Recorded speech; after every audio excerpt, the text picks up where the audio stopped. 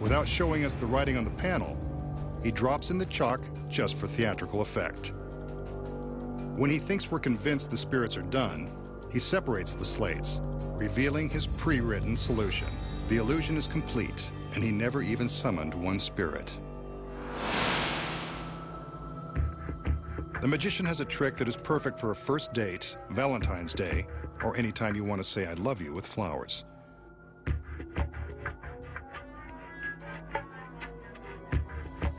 All he needs are a beautiful girl in extremely tight pants, and of course, a rose. She just happens to have one on that old-fashioned cigarette tray. Gotta love a girl who doesn't smoke and brings her own flower. In Hollywood, she's a total catch. Well, the magician has the flower and the girl.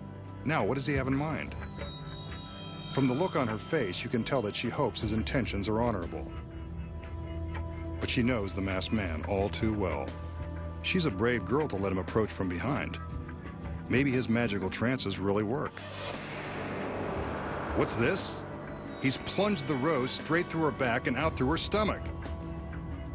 That's one way to touch a girl's heart. Though for this much grief, she'd probably prefer jewelry.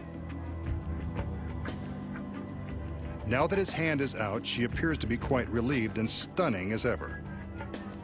But we're not letting him get away before he reveals the secrets. So how did the magician impale the girl with the rose, then remove the flower without incident? You've been looking at the secret all along. When the assistant enters, we notice that she's carrying an old-fashioned tray used by cigarette girls in nightclubs and Vegas casinos. Whenever assistants carry an unusual object or wear an outlandish costume, you can bet that it has something to do with the secret. When the girl strips off her jacket and elaborate blouse, you can see that her outfit was covering this fake arm. It's held in place by this shoulder harness. The fake arm disguises the fact that her real arm is tucked under her blouse and across her stomach. For the trick, she wears a black glove just like the magician. You'll notice that the ruffles on the blouse conceal the fact that her hand is hiding underneath. The front of the blouse is left open, which makes it easy for her to slip her hand from between the ruffles. The fake hand is attached to the side of the tray away from the audience, so they assume both of her hands are holding the tray as she enters. The magician approaches the girl from behind and pretends to plunge the flower through the girl. He's careful to keep his hand directly behind the girl's back. At the same time, the girl pushes her gloved hand through her blouse. But how does the flower get from behind her back to inside her shirt? Before the trick began, a duplicate flower was concealed inside. This is the flower that the magician takes after she drops it on the tray. The original flower has been gimmicked with clear plastic tape, so it easily attaches to the back of the girl's leather jacket. When she pushes the duplicate from her blouse, it appears that the original flower has passed right through her body. A little dramatic acting creates the illusion of agony. And that's how the magician appears to tickle a girl's fancy with a magical rose. Next, the magician exposes the amazing secret to biting a quarter in half. You won't believe how he does it. And then, he walks through the deadly sharp blades of a giant turbofan and survives to show you how it's done. When magic's biggest secrets finally revealed returns.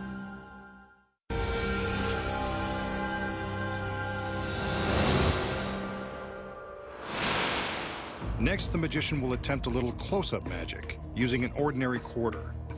In case you're wondering, this authentic quarter is legal tender for all debts, public and private.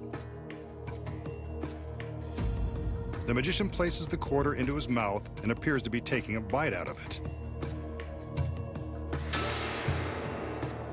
Take a closer look. Those are genuine teeth marks. That's one way to get your minerals and your money's worth at the same time.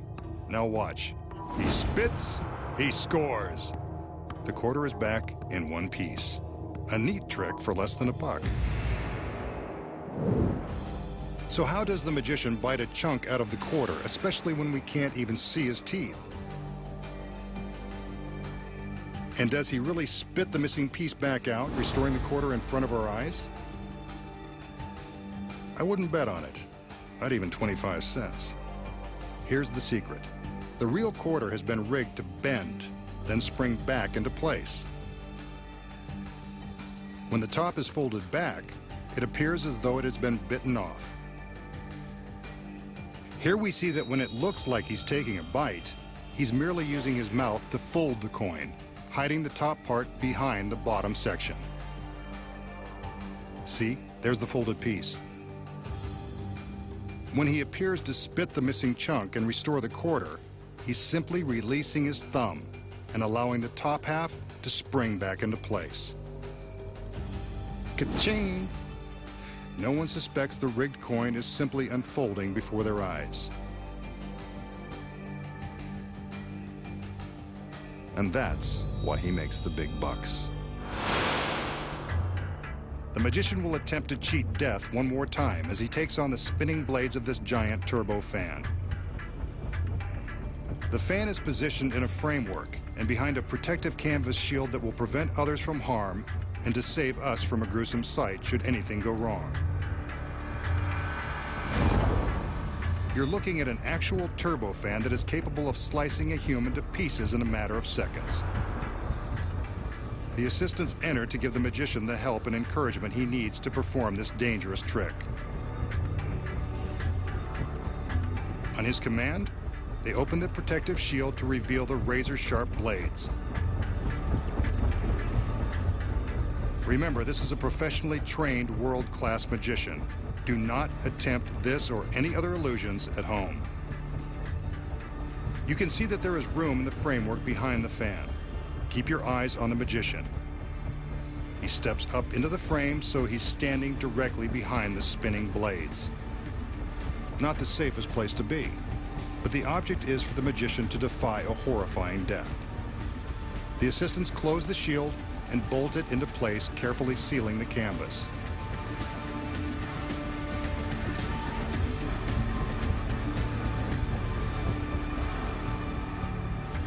He's ready. There go the lights. And there he is, still standing behind the deadly blades.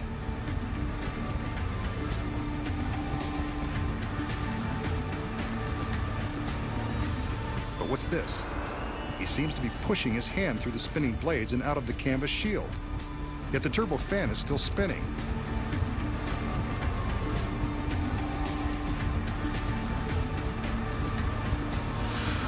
He pulls his hand back through. I must be seeing things because that isn't possible.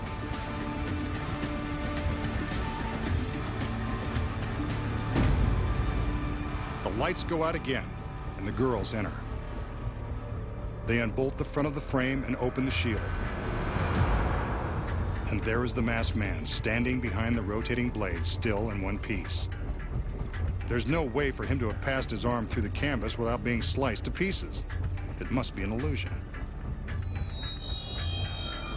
The frame is bolted shut one more time, and the canvas shield is sealed. Let's see what happens.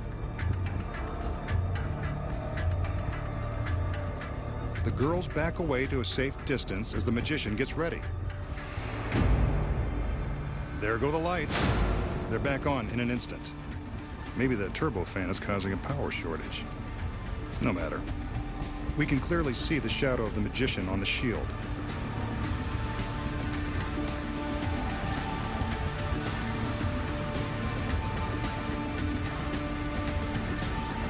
But that's not a shadow.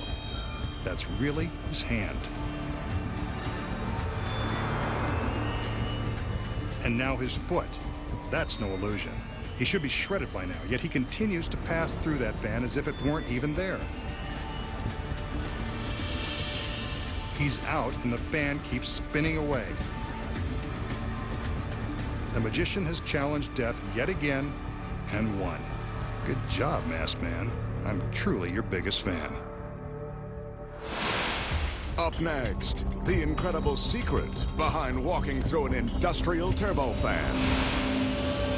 When magic's biggest secrets finally revealed returns.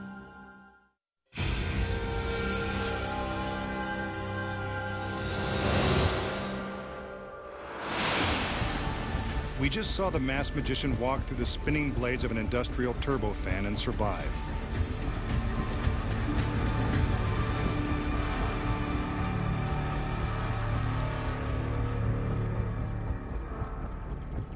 So how does the magician pass through the razor-sharp blades of the fan without being sliced and diced like a mountain of coleslaw or a mound of julienne fries? The secret is a matter of mechanics and split-second timing. First of all, the blades of the fan are real and they are very sharp. But you know by now that when a magician prevents you from seeing something, that something is the secret. But he's not making the magic happen. This guy is.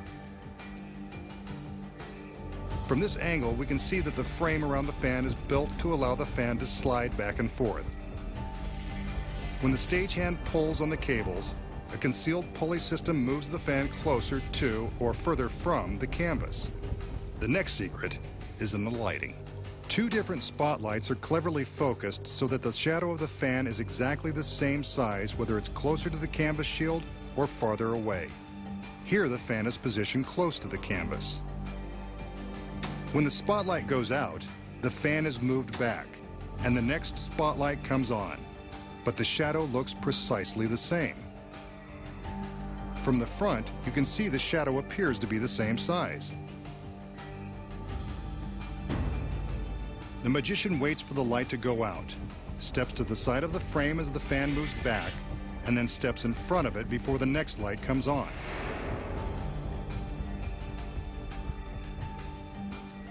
Now that he is in front of the fan, he can safely pass his hand through the center seam without harm. The shadow makes it look like his arm is crossing the dangerous blades.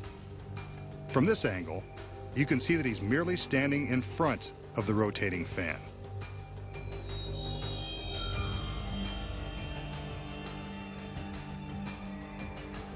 See? No danger at all, as long as he doesn't lean back. But how did he get back behind the revolving blades by the time the frame was opened? Simple. When the light goes out, he just steps to the side and reverses the process when the fan slides forward. The lights come back on, and he looks like he's standing exactly where he started. Then it all happens again one more time. The lights go out, the magician sneaks around the fan, and when the lights come back on, he splits the seam and steps through. The audience thinks he's magically walking through the twirling fan. And there you have enough secrets to make your head spin. Next time, the masked magician returns to reveal more of magic's biggest secrets.